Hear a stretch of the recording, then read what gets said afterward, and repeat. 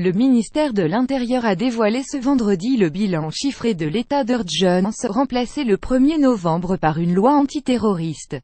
Au cours des 23 mois d'état d'urgence ininterrompu, un record pour ce régime d'exception créé en 1955 durant la guerre d'Algérie, 5 attentats ont été perpétrés, faisant 92 morts Magnanville, Nice, Saint-Étienne-du-Rouvray, Champs-Élysées, Marseille. 13 tentatives d'attentats ont été menées et 32 attentats ont au total été déjoués, selon le communiqué de l'Intérieur.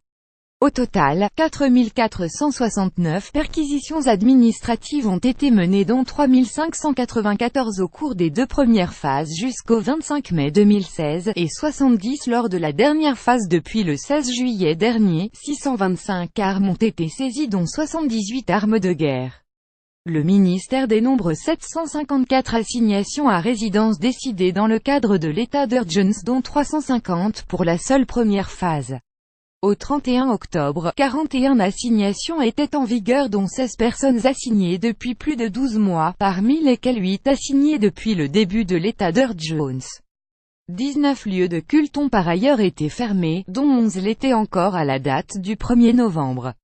75 zones de protection et de sécurité ont aussi été décidées, selon des critères d'affluence ou stratégiques. 25 000 personnes fichées S selon le ministère, 12 000 personnes sont inscrites au fichier de traitement des signalements pour la prévention de la radicalisation à caractère terroriste FSPRT et 25 000 sont fichés S sûreté de l'État, dont 9 700 pour radicalisation, essentiellement liée à la mouvance terroriste islamiste.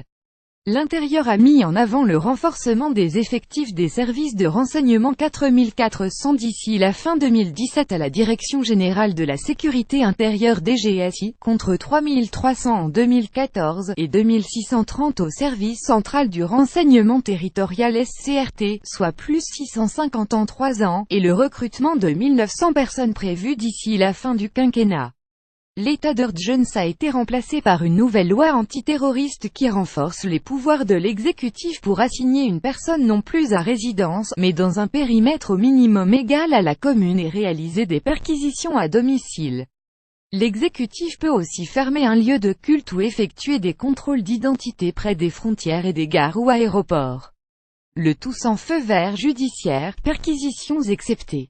Cette loi est critiquée par les défenseurs des droits de l'homme qui la jugent liberticide.